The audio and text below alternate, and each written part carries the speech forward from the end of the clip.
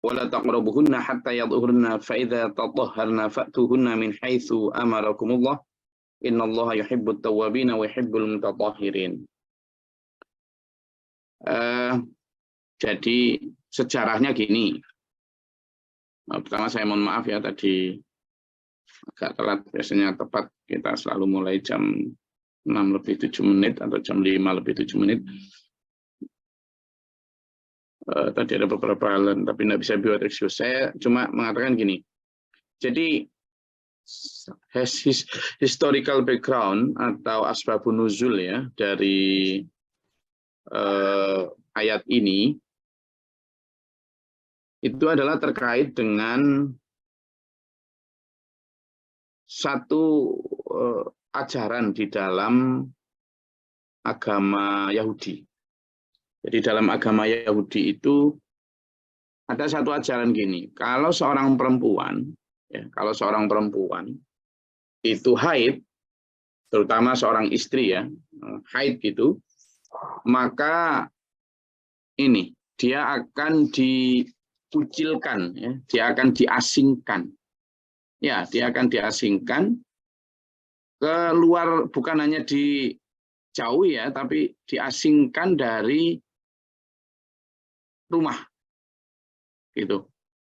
Jadi diasingkan dari rumah. Dia akan dibuatkan tenda di luar desa.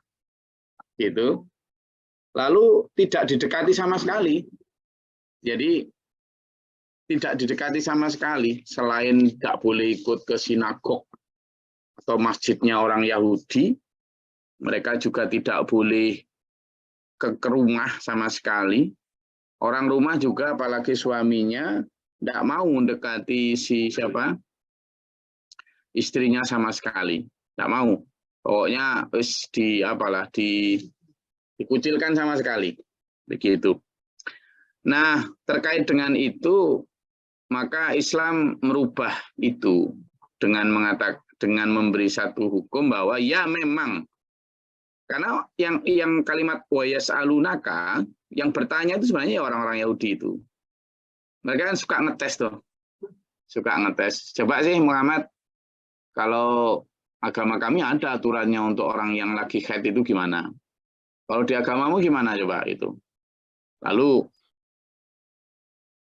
ini wa yas'alunaka, mereka bertanya kepadamu Muhammad anil mahid, tentang orang perempuan yang haid.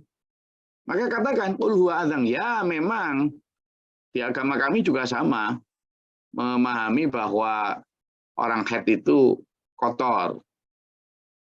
Tapi bukan orangnya yang kotor. Ya, bukan jiwanya yang kotor. Tetapi adalah raganya yang memang sedang kotor.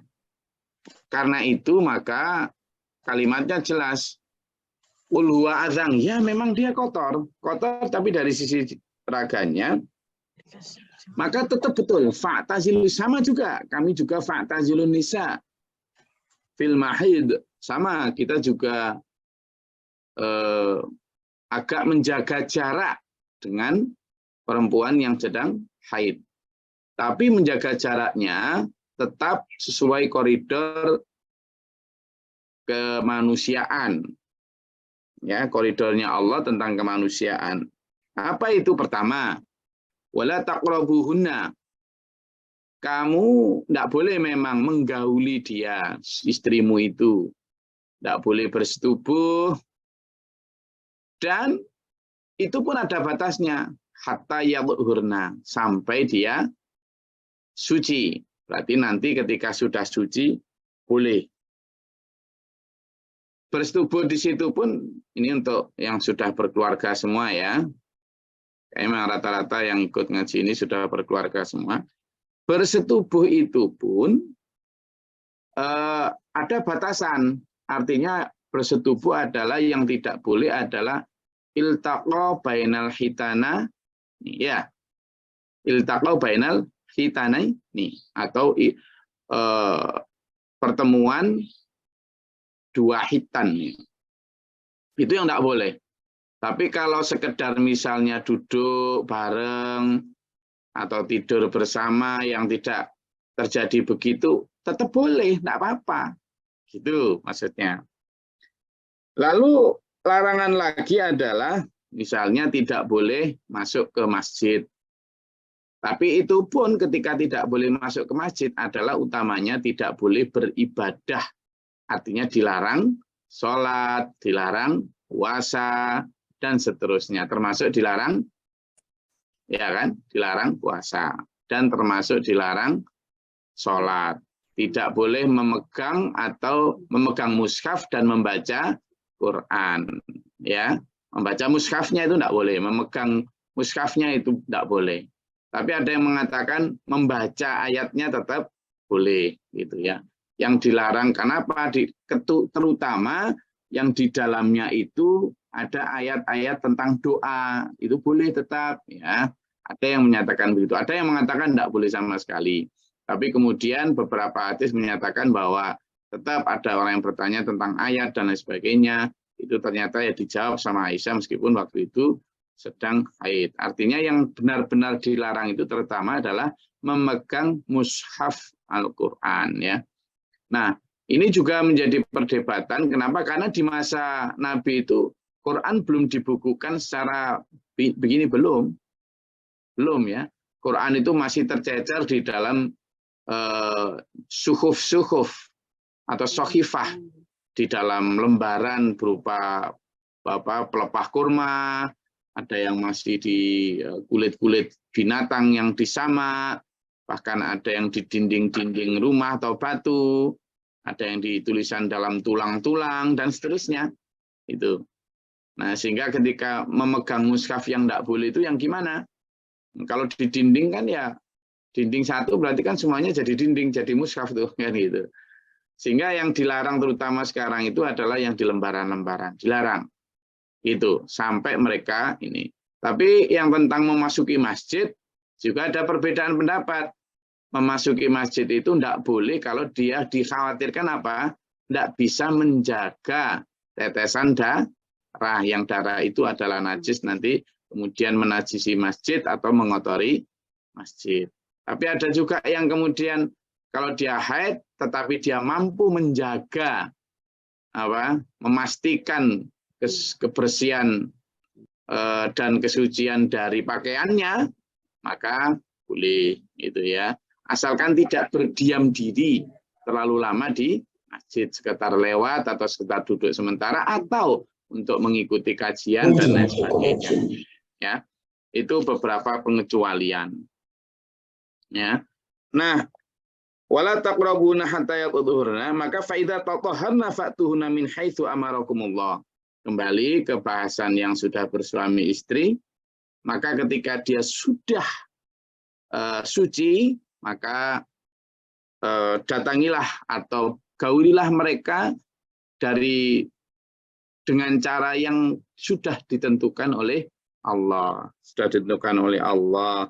Innallaha yuhibbut tawwabin wa yuhibbul mutatahhirin. Allah menyukai orang-orang yang bertaubat dan orang-orang yang menyucikan diri. Pertama bertaubat. Kenapa di situ disebut? Karena orang-orang yang dahulu sebelum Islam datang, mereka di dalam, maaf ya, tanda kutip, berhubungan seks itu suka aneh-aneh dengan cara-cara yang seperti macam-macam lah, kayak binatang dan lain sebagainya. Dan itu masuk fahisyah, tidak baik, keji. Maka pergunakanlah dengan cara-cara yang sudah ditentukan oleh Allah. Itu nisa'ukum harsul lakum, memang perempuan itu adalah ladang bagimu, ya. Tapi ada dua macam makna di sini. Ayo kita luaskan ya. Makna pertama adalah ladang sebagai bercocok tanam dalam arti menabur benih secara keturunan, ya. Secara keturunan. Jadi di dalam tubuh seorang perempuan, terutama istri itu ada yang disebut womb.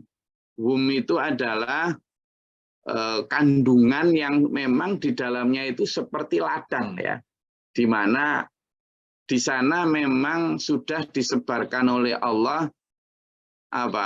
semacam tempat untuk menanam benih, di mana ketika seseorang melakukan persetubuhan, maka akan keluar dari tulang sulbi laki-laki, masuk ke rahim ibu, ada jutaan tuh spermatozoa tuh, tapi yang berhasil berenang sampai ke dinding rahim, atau yang di sini disebut sebagai harfa, atau apa? Harsun, atau apa? Ladang itu, maka dia akan nyampe sana itu 1-2 benih aja. Hanya sedikit yang beberapa benih, makanya hanya sedikit orang yang mampu misalnya bayi kembar gitu ya.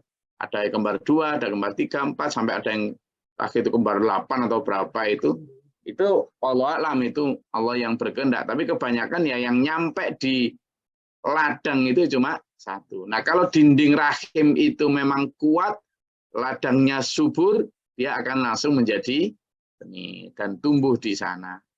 Jadi memang Quran ini luar biasa ya di dalam mensimbolisasikan memang seperti itu, dan itu seperti ladang memang. Makanya ketika apa yang dimakan oleh ibu itu adalah nutrisi pupuk untuk tanaman yang sedang ditanam. Demikian pula dinding rahim ibu itu, makanya dikasih, kalau orang yang kurang subur kan ada penyubur-penyubur itu, yaitu kayak pupuk lah untuk itu. Jadi itu makna pertama, bahwa atau anatomi seorang ibu itu adalah ladang, terutama di womb-nya itu ya, itu adalah ladang. Nah yang kedua itu adalah ladang dalam arti apa? Tempat kita menanam kebaikan. Istri kita itu adalah bagaimana seorang suami, tergantung suami. Tapi ya enggak kok kemudian surga manut, neraka katut, itu bukan begitu maksudnya. Ya memang tergantung suaminya mau diarahkan kemana sang istri ini. Justru disitulah letak peluang seorang istri itu adalah ladang pahala buat suami. Sebaliknya, woi, suami juga ladang pahala untuk istri, begitu loh. Ya, saya ulangi. Seorang istri itu ladang pahala untuk suami, dan seorang suami juga ladang pahala untuk istri. Cuma sekarang kebalik-balik gitu. Kebalik-balik. Kata istri begini, istri itu ladang pahala untuk suami, makanya toh baik-baik sama istri. Nah, kalau mau ke mall sudah kasih ATM tanpa batas. Itu itulah karepmu itu. kata sing lanang ndasmu. Nggak boleh itu ya, harus saling pengertian. Suami juga kayak gitu jadinya. Oh kamu nggak tahu hadisnya itu, suami itu ladang pintu surga untuk sang istri. Kamu senyum, kamu melayani, nyuci baju suami aja, kamu makan masuk kemanapun surga, dan sebagainya. Nanti jadinya tukaran itu, ya kan? Ya, cara menerapkan dalil yang keliru ya kayak gitu tuh. Manusia akhirnya berantem berdasarkan point of view atau sudut pandangnya masing-masing. Sama nanti jadi kayak para ulama yang sedang berantem tentang cara menentukan tanggal 1 Syawal itu nanti. Satunya ru'yah, satunya hisab, nggak mari-mari itu. Maka sama-sama memang suami adalah ladang pahala untuk istri. Berbaktilah, taatilah. Ya kan? Terutama ketika suami itu taat kepada Allah. Layanilah. Berbuatlah sebaik mungkin kepada suami. Terutama suami yang beriman, suami yang telah melaksanakan kewajibannya. No way bagi sampean untuk kemudian menantang mereka. Tapi demikian pula sang suami, istri adalah ladang untuk sampean. Bagaimana seorang istri bisa salihah, itu tergantung sampean di dalam meneladani menjadi seorang salih. Dan juga tergantung sampean bagaimana membawa mereka. Frame-nya apa yang dibawa? Gitulah. Kalau istri ini kan apa? Buat sampean itu kan kayak semacam makmum ya. Kalau takbir sampean aja keliru misalnya, gitu kan? Maka istrinya ya keliru. Kalau rukuk sampean keliru gitu kan? Ya istri sampean keliru. Kalau mau sampean istri zaman salihah, ya sampean soleh dulu. Kan gitu. kalau mau pengen istri kayak Khadijah, ya sampean jadi seperti Muhammad dulu kan gitu, Nabi Muhammad Sallallahu Alaihi Wasallam. Ya kalaupun nggak sampai seperti Nabi Muhammad ya kayak Abu Bakar, Umar, Utsman, Ali. Kalaupun belum sampai ke sana ya kayak tabiin. Ini itu yang baik-baik. Gitu. Nah, sang istri juga begitu. Kalau sampean ingin seperti Rasulullah, suaminya, ya sampean jadi kayak Khadijah. Gitu loh. Jangan nuntut suami kayak Rasulullah, sampean sendiri kayak siapa? Syahrini, siapa? Siapa? Kayak dari Persi. Waduh. Hmm. Jadi ini saling menuntut tetapi tidak menuntut diri sendiri. Maka harsen di situ atau harta itu ladang kita maknai dua tadi ya.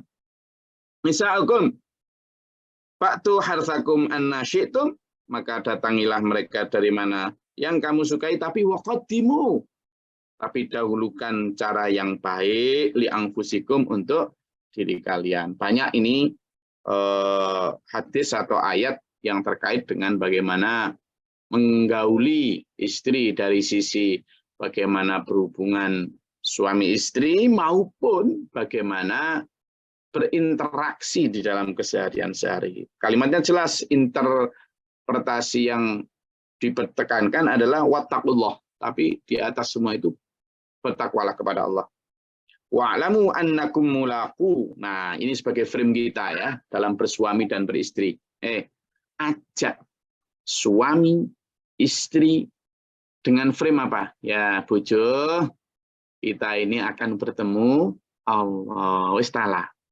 Wis talah, ya opo bagaimanapun kepriben wae, however, nah gitu. Kita ini ujung-ujungnya adalah bertemu Allah. Ajak suami anak istri kita untuk punya frame itu. Frame apa? Frame yang ingin liqa'a Rabbi. Ya, apa? Liqa'a Rabbi. Orang yang selalu yarjuna rahmatullah, orang yang selalu berharap rahmat Allah. Nanti kalau sampean suami dan istri memiliki frame itu, ya, yang ini orang yang mulaku, mereka ini yakin akan bertemu Allah. Nah, orang-orang inilah yang insya Allah dalam satu keluarga itu, kalaupun bukan kok nggak ada konflik ya, kalaupun ada konflik itu lebih cepat terselesaikan. Kenapa? Karena frame dan tujuan sama, maka jalannya akan cepat sama meskipun kadang agak ada yang meletot sebentar gitu, akan kembali ke rel karena relnya cuma satu itu, mulaku Rabbihim, bertemu Tuhannya, mencari rahmat ridho Allah. Gitu. Jadi mereka begitu yakin. Wa annahum, sungguhnya mereka itu terhadap mulaku Rabbihim yuqinun, ya kan? Apa? Meyakini betul. Yakin banget bahwa mereka akan bertemu Allah.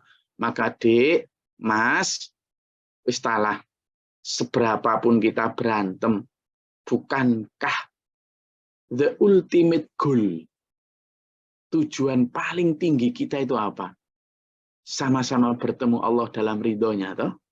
Ya sudah, wis kita pinggirkan ego kita, sopo sing ngalah dhisik, wis ayo ngalah dhisik aja dah.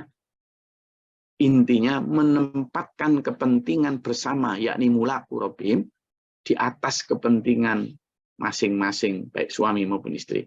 Insya Allah nanti kalau begitu, penyelesaian persoalan itu akan lebih cepat. Insya Allah. Tapi latihan memang harus menempatkan itu tadi. Wa basyiril mu'minin, dan berikan kabar gembira untuk orang-orang yang beriman. Orang-orang yang meyakini bahwa mereka akan bertemu Tuhannya, bahwa mereka benar-benar concern pada satu titik saja. Nggak usah kepingin sogem belawah ke waya raya, itu gak mari-mari, nggak ada ujungnya standarnya itu. Nggak usah kepingin terkenal viral, nggak usah. Ajak bojo sampean, suami istri sampean menjadi orang-orang yang the ordinary people, the humble people, orang yang haunan, hatinya itu lembut, rendah hati, nggak neko-neko, ambisinya juga nggak tinggi-tinggi, live your life, jalani hidup sampean based on apa? Berdasarkan apa yang Rasulullah Muhammad Sallallahu Alaihi Wasallam para khulafaur rasyidin contohkan. Wis talah. Saman pikir tidak pernah berantem? Ya pernah. Rasulullah dan istri beliau itu juga pernah berantem. Pernah ada satu cerita gini, ya ada satu cerita ini. Rasulullah itu duduk di satu tempat gitu, lalu ada Abu Bakar juga duduk di satu tempat, kemudian datang juga Umar bin Khattab. Nah, Rasulullah sama Abu Bakar ini duduk di situ sudah lama, tapi diam semua gitu ya, diam semua. Lalu Umar ternyata juga duduk dan diam semua gitu kan. Ya, akhirnya bertiga ini lama diam semua. Yang namanya Abu Bakar nggak mungkin tahu berani bertanya sama Rasulullah. Adabnya sangat tinggi ya. Nah, Umar ini lama ditunggu. Aku ini mau tanya Abu Bakar kok diam. Tanya Rasulullah tidak berani. Akhirnya apa? Umar karena udah nggak sabar terus tanya sama Abu Bakar. Abu Bakar, ada apa kok diam? Ada apa kok diem ini gitu. Terus Abu Bakar,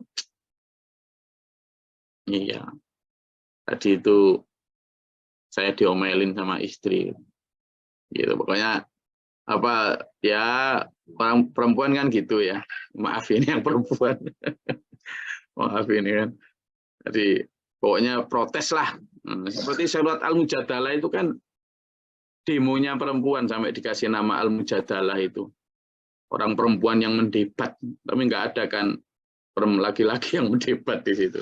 Nah, yang didebat karena yang laki-laki gitu.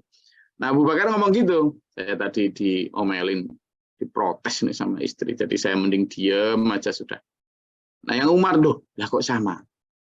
Saya tadi diem aja yuk karena diomelin istri. Terus Rasulullah, dawuh, loh kalian kok sama? Saya juga ini. Ternyata Rasulullah juga diam tadi karena habis apa? Diprotes dan diomelin istri. Loh, ya Rasul, siapa yang berani ngomelin engkau? Ya anak kalian berdua toh. Abu Bakar itu kan putrinya Aisyah istri Rasul. Sementara putrinya Umar itu kan Hafsah istri Rasul juga. Ya putri kalian berdua toh. Jadi akhirnya bertiga ini ngobrol tentang bagaimana menghadapi ketika diomelin istri. Apa coba ketika diomelin istri? Wis diemin aja. Diemin aja. Itu perempuan itu istri kalau sudah ngomong pokoknya selesai sudah. Bumi ini tidak bisa dijelaskan kayak gimana pun tidak bisa. Maka yang paling baik apa? Diam. Mending ambil kunci mobil lalu jualan mobil, selesai sudah. Tuh ya. Jadi kalau sudah sang istri budak apalagi sudah pokoknya sudah selesai. Itu dunia itu tidak ada penjelasannya itu. Jadi dari riwayat lucu tadi, ini bapak-bapak para suami kalau sedang dimarahin istri atau sedang ada protes dari istri, wis diem aja dulu. Nanti kalau sudah kondisi sudah tidak ada gempa, tidak ada tsunami, tidak ada badai, ya toh, tidak ada banjir, sudah baru kemudian diem lalu ngomong baik-baik itu. Akan lebih baik lagi kalau pas dia gitu itu sambil diajak belanja atau apa gitu. Nah itu baru belanja kemana ya, nggak usah jauh-jauh ke toko sebelah beli apa, temennya aja beli bumbu-bumbu gitu aja. Gus kok nyuruh belanja mahal-mahal, enggak. Yang penting pada saat mereka tenang. Apalagi kalau mereka marah sambil nangis, wes biarkan sampai selesai nangisnya. Jangan disuruh berhenti. Orang kalau perempuan itu nangis jangan disuruh berhenti. Kalau disuruh berhenti ya karena belum puas nangisnya, ya sudah. Sampean diem aja, juga nggak usah dipuk-puk diem Dodik, nggak usah, wes biarin. Oke, silakan. Ada yang mau ditanggapi, mesti banyak ini. Silakan. Tentang haid dan tentang harthakum, tentang watakullah, tentang mulaku, dan tentang wabasyiril mukminin. Berikan kabar gembira untuk orang-orang beriman. Izin, Gus. Ya, silakan Mas Eko. Oke, Gus. Izin Gus, tanya tentang masalah haid, Gus. Ya. Haid itu kan paling cepat itu 24 jam.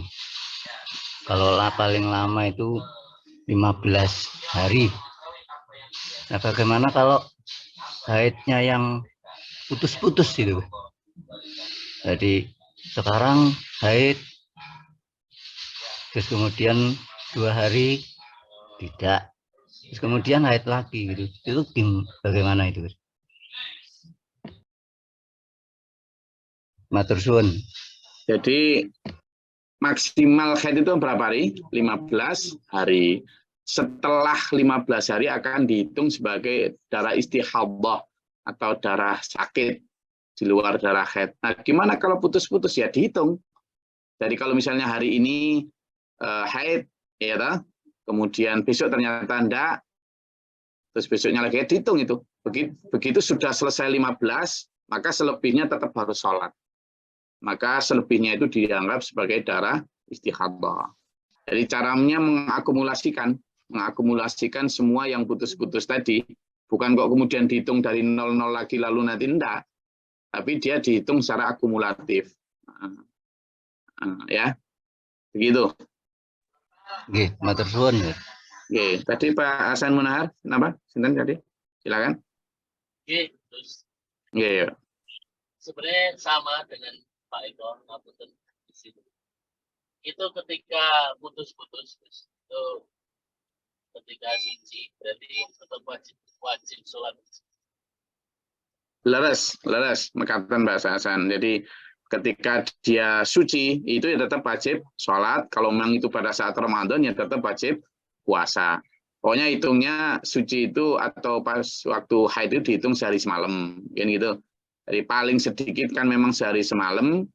Dan kalau kemudian dia waktu hari keduanya itu suci, ya dia tetap harus melaksanakan kewajiban sesuai aturan Islam. Dan kalau kemudian besoknya lagi haid, ya kemudian dia nggak boleh lagi. Tapi dihitung sampai 15 kali. 15 kali haid itu, maka setelahnya akan dihitung sebagai darah istihadhah. Gitu. Oke, ada lagi? Ini menarik ini. Malah pertanyaannya dari bapak-bapak semua. Bagus. Karena kebanyakan bapak-bapak memang harus tahu supaya bisa menerangkan ke istrinya. Monggo Bu Mesti. Ini kan tentang haid yang 15 hari batasnya itu, saya sendiri sih pernah ngalami sampai 25 hari itu banyak terus itu, Gus. Selebihnya 15 hari itu apa boleh kita sholat kalau masih banyak gitu? Boleh Bu Mesti. Kita harus sholat memang, karena dia sudah dianggap suci dari haidnya. Karena 15 hari, lebih dari 15 hari itu dalam aturan Islam, dia itu tadi, maka darah dianggap darah istihadhah, bukan darah haid lagi, sehingga dia sudah boleh, bukan hanya boleh, tapi malah wajib untuk mengikuti ya seperti kewajiban sebagaimana biasa. Cuma memang tetap tidak boleh dicampuri ya, atau didahului, karena apalagi darah haid aja darah kotor, apalagi darah istihadhah yang itu darah sakit ya. Tetap itu nanti akan jadi penyakit. Tetapi dalam hal larangan lain dicabut, misalnya kayak megang mushaf, kemudian puasa, baca Quran, sampai sholat sudah boleh. Makasih, Gus. Oke. Itu. Ada lagi? Silakan. Assalamualaikum. Tanya, Gus. Ya Mbak Tri, silakan. Ketika kita pas bulan puasa itu biasanya kan kita ada haid yang terputus juga. Pada saat itu 4 hari kita haid, terus 2 hari itu kita udah puasa, udah sholat, Gus. Tiba-tiba hari yang berikutnya kita haid lagi. 2 hari yang udah puasa itu apakah kita terhitung atau kita membadali, Gus, puasanya? Sekian, terima kasih. Oh, sampean terhitung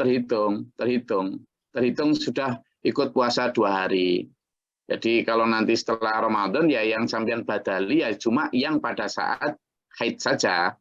Kalau yang sudah pada saat itu sampean sudah ikut puasa 2 hari ya itu sudah terhitung sampean enggak usah dibadali di lain bulan, ya tetap hitung sampean sudah puasa. Oke. Silakan. Tadi Pak, saya Pak Saiful. Ya, silakan. Saya pernah mendengar kalau nggak salah Rasulullah itu mencumbui istrinya. Ya. Artinya dia bukan berhubungan tapi mencumbui. Ya. Yang kedua pertanyaannya, apakah waktu istri haid itu contohnya di suaminya kan mungkin dalam tanda kutip tidak tahan untuk ini dan sebagainya, untuk memuaskan suaminya itu bisa nggak, Gus? Gitu. Ya, jadi memang ada satu hadis itu bahwa Rasulullah mencumbui. Yang pertama yang perlu diperhatikan adalah Rasul itu manusia atau hamba Allah yang sangat mampu menahan nafsu. Orang yang paling mampu menahan nafsu. Sehingga kebolehan itu sangat terbatas pada mampu nggak sampean untuk tidak kemudian berlanjut. Kenapa? Karena godaan untuk itu akan sangat berbahaya, di mana apalagi pada saat Ramadan, Rasulullah memang mencium dan sebagainya istrinya, tapi kemampuan untuk menjaga agar tidak sampai lanjut ke sana sangat pasti. Nah, sementara manusia itu, kita kebanyakan itu seringkali kalau berjumbu lanjut, padahal pada saat itu adalah Ramadan. Khawatirnya itu. Tetapi memang hukumnya boleh, ya boleh. Nah, itu kalau di luar, kalau pada saat Ramadan. Nah, pada saat di luar Ramadan, kalau kemudian berjumbu saja tidak iltaqo bainal hitta, nah ini itu artinya dua kemaluan, iltaqo itu artinya bertemu. Selama tidak bertemu dua kemaluan itu berjumbu silakan sampai memuaskan monggo. Tetapi itu tadi batasan-batasannya jelas, jangan sampai kebablasan. Nah, sehingga yang diperlukan adalah kemampuan pengendalian diri memang.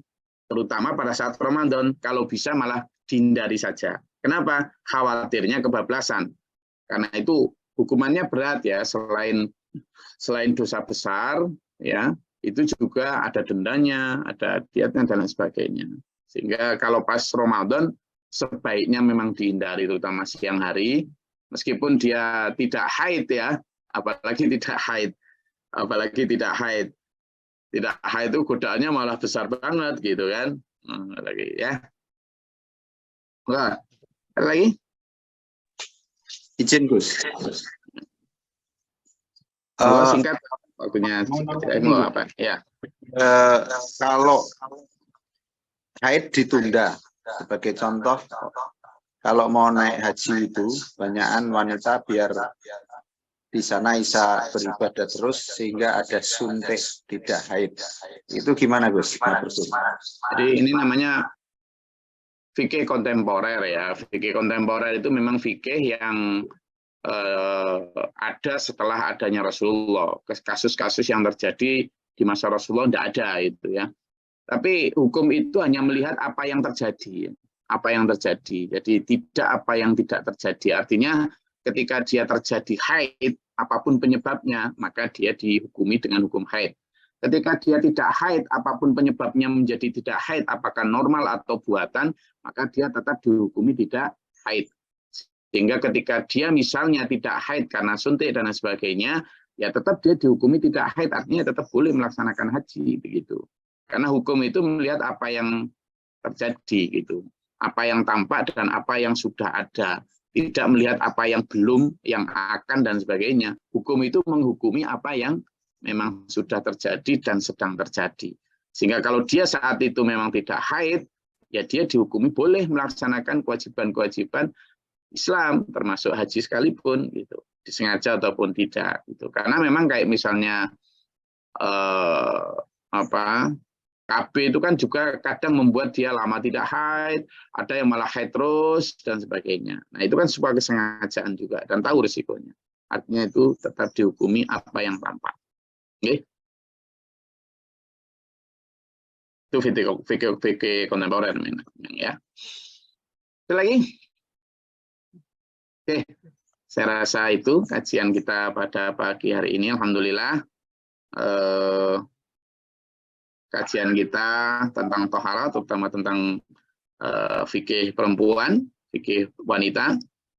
Insya Allah banyak sekali sebenarnya ya hal yang perlu kita bahas dalam hal ini dan bisa kita kembangkan. Nanti kalau ibu bapak sekalian, bapak ibu sekalian menemukan hadis atau pendapat yang hujahnya lebih kuat, monggo nanti disampaikan lagi.